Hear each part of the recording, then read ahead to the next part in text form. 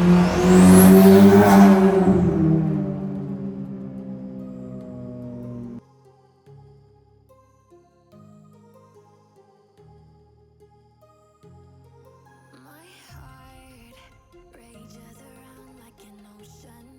back, everyone. Today we're not at the shop. You can tell we're outside at one of our favorite shooting locations because finally the stars have aligned and we have the Unity SIR here with us today. We're going to do a complete build breakdown on this car. I mean, this car is the juggernaut. This is the end-all SI that we've built, and we're going to take you around the entire car today to show you the extent of modifications on it. Siobhan, my buddy who owns this car, has been with me, advising me, guiding me, helping me for the last 6 years, and obviously through that process we've also been building his SI. So this is one of the original OG SIs, my blue SI, Thucy's red SI, Siobhan's white SI. So these are the original cars, and of course I sold my SI for the Unity CTR, but Siobhan kept his, and he's just been building and building and building and building and building, and it's to an extent where it's just everything's at a completely different level from where it started off. So we're gonna do the format where we're gonna start from the front of the car, move our way all around it. We're gonna touch the exterior first, and then we're gonna get into performance afterwards, because believe me, this thing's making a lot of jam. So obviously, you can tell that this bumper is not made for the SI. That's because we have the FK8 factory fenders with the Varis front end. So FRP bumper with the full carbon fiber front lip. Honda Access fogs over there. The Jay's Racing style grille, obviously red emblems. I think this car deserves red emblems. It's done a lot to it. We haven't added the Morimoto or Alpha Rex headlights yet. We're still debating which ones we want to do on this car. Probably going to go with Alpha Rex because we've done a number of cars with Morimoto. Obviously, one of the biggest pieces to a car are the wheels. So in this case, we have the Raise 21C in gunmetal with silver polished lips. And talking about silver polished, look behind those wheels. Paragon nickel plated 6-piston big brake kit. I mean, completely overkill, but is it? This car makes a lot of jam. We're going to get into it when we get to power. So that's a 355 mil 6-piston kit.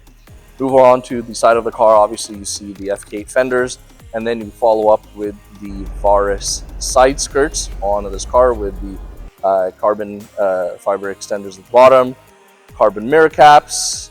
Keep on going. We're almost done completing the full fender look all the way to the very back, so we're just waiting to get that piece printed up. It's a little bit different than the hatch, so you can't just slap on the hatch rear fender trim from the FK8 on there. Moving right along, can't miss the big wing. This is an APR GT 250 with risers for the sedan. When we took the trunk is different, so this is a trunk off a base SE. The SI trunk has all the holes dug in, or drilled in, sorry, for the stock spoiler. So rather than filling it, repainting it, everything, we just got a brand new trunk.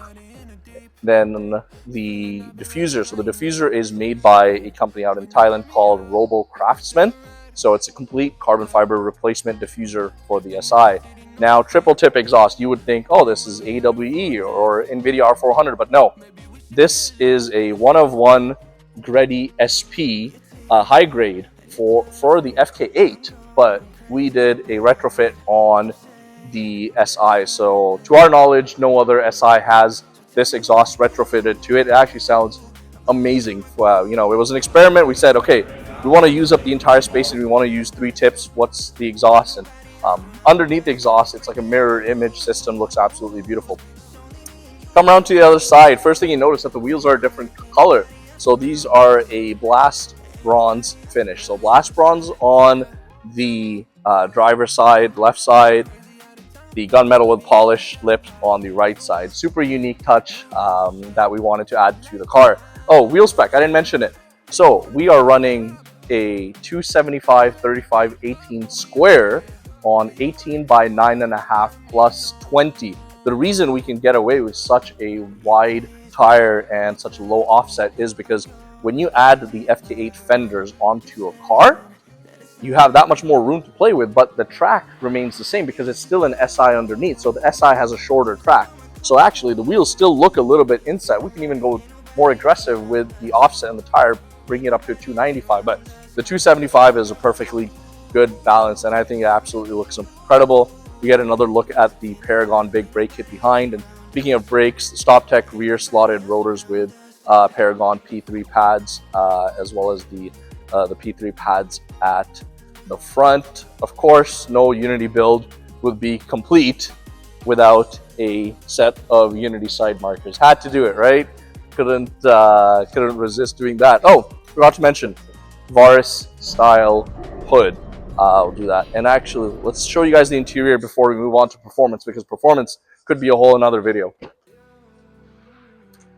All right. This is where people say the magic happens. So let me take you guys through everything. Carbon 6 element, red carbon diffused with black on the dash, on the shifter bezels, on the doors you will see as well. And then of course, then we have the Mugen, authentic Mugen floor mats, Chasing Jay's pedals. And you guys have been dying for me to tell you what this is. This is the retrofit of the Recaro Sportster GT's vinyl over red suede. So super comfortable, yet more supportive than even the FK8 seats. Now, this car did have the FK8 seats before, but of course we gotta. This is our overkill car. We gotta do everything up to 11. We got even the FK8 rear seat bench. So this car used to be a 5-seater, but now it's a 4-seater because Siobhan wanted cup holders in the back. so there is that. Did I miss anything on the interior? There's so much going on with this car that it's hard to really grasp it all at once. You really have to kind of, stand back and take in all the details. The first time someone sees this car, they're so confused. They're like, wait, that looks super aggressive. But wait, that's not a Type R. Wait, how did they get this part? Where did they get this? So it's been one of those cars that has, amazed people from the get-go. And we're so glad that we're finally doing this video because it's been long overdue. Been building this car for 6 years, and it's finally going to get the love it deserves online.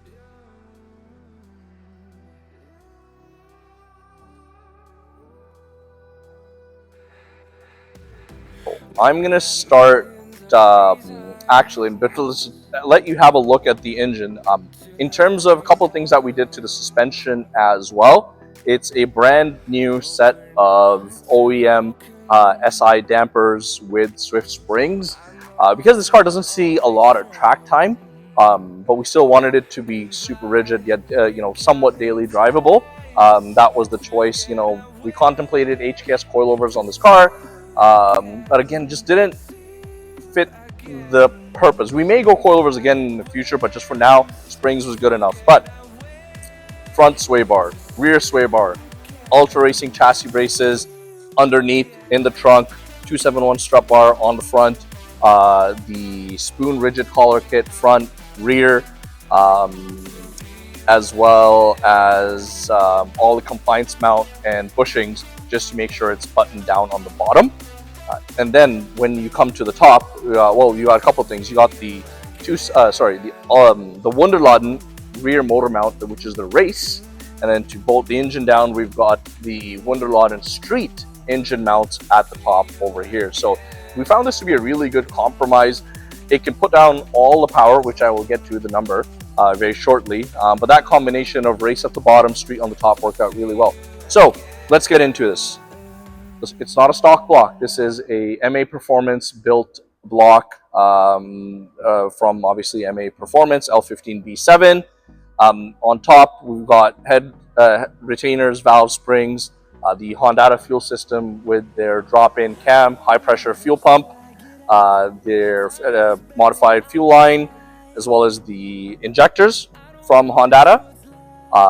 Then we've got the ACT race clutch kit. Now, this is an older clutch kit that we did early on in this build. If we were to redo the transmission on this car, we would do the RV6 retrofit with either Exetti Stage 0 or Stage 1. Speaking of transmission, this car does have the RV6 third and fourth gear. when we were pushing this car past 400 wheel, which this is, we figured that the transmission will be one of the weak points, so we did upgrade third and fourth gears from RV6, as well as the full master Synchrotech transmission rebuild kit. So all the synchros are upgraded as well.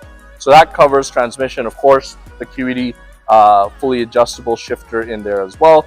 One of those things that's hidden, but it's one of the best upgrades that you can get for this car. Moving right along, this car used to be completely 271, and it is mostly still 271 in terms of the performance parts, but we have changed a couple of things. So for example, we still have the 271 intercooler plus charge pipes. We have the 271 coolant overflow hoses. We have the 271 downpipe plus, the 271 downpipe changed recently because we had the 271 W3 turbo, which is only meant for the built engine cars, but recently we changed out to the PRL turbo kit. Now this is a discontinued turbo kit. We had to look far and wide to find one available for sale that was lightly used, and then we took the turbo that PRL supplied with it, put it out, and put in a Garrett GTX 2867R Gen 2. It's a bit of a mouthful, but the reason being that we swapped from the W3 over to this 2867R is not for more wheel horsepower, but for more wheel torque lower down in the RPM. The 271 W3 with all what's going on over here put down 411 349. We got this car on the dyno last month and it made 412, so one more wheel horsepower, but 370 wheel torque and about 500 RPMs earlier. So it just helped it during daily driving acceleration, just get up to speed a little quicker rather than having to wind it out every single time. Sure, it gives us more power, but it is a lot more work to get this turbo kit. To even find this kit is a lot more work, let alone installing it. So there was that complication. Otherwise, with the 271, it was super easy. W3, I mean, built block and fueling mods and everything. 271 inlet, the same one as you guys can get on our website. 271 race math, 271 intake. 411, 350, no problem at all. So once we went to the PRL turbo kit with the additional turbo, we were able to get that. What else have I missed? There's just so much with this car that it's kind of really hard to wrap around. Obviously, let me give you the basics. You know, it's all K-tuner still, not Motec. Custom tuned by Derek Robinson, or D-Rob, out of Pennsylvania. We remote tuned with him while it was on tuning by Nick's Dyno. Catalyst downpipe, front pipe, you know, all the usual bolt-ons on in there. So yeah, at the end it made 412 370, so we're super happy with that element. So I think that covers the engine. I know I've forgotten things. There's so many things to this car. I've 100% forgotten things. Please do ask questions in the comments below about, you know, anything that I may have missed. I will definitely do my best to answer those questions for you. In terms of driving, you definitely notice that there is a fair amount of lag till about 442, but then it just picks up and absolutely goes. Now, the stock SI has a red line of 6,500 RPM. This is 7,800 RPM. We could have gone to 8 as well if we wanted to. We were just fine at that power level. The high pressure fuel pump was basically maxed out at 412. So the turbo has a bit more headroom. The high pressure fuel pump didn't. And other than that, yeah, you know what? I think we'll end off the video here. This car has been an absolute labor of love from Siobhan. Commitment, time, money, resources. You know, people will ask, hey, why didn't you just get a Type R? You can get a Type R and then you can kind of just get lost in the world of Type R builds, or you can have a one of one SI that pretty much no one will top anytime soon, because the amount of, you know, resources that it took to complete the car or get the car to this stage will buy you a Type R on top of the SI. So hopefully I haven't talked your ear off. Hopefully you enjoyed seeing the car. This is the absolute extension turned up to volume 11 of what an SI can be. We're lost for words ourselves as to how good this car has come out. You know, Siobhan can commute with this, and I drove this car 2 weekends ago for 3 hours in one stint up to Northern Ontario. No issues at all. So, you know, we want to be able to do things push them to the max, but also maintain reliability as best as we can. And that's what we do with all of our builds. Reliability is a top priority. So if you guys enjoyed this, please stay tuned for more, and we'll put some driving shots in there as well.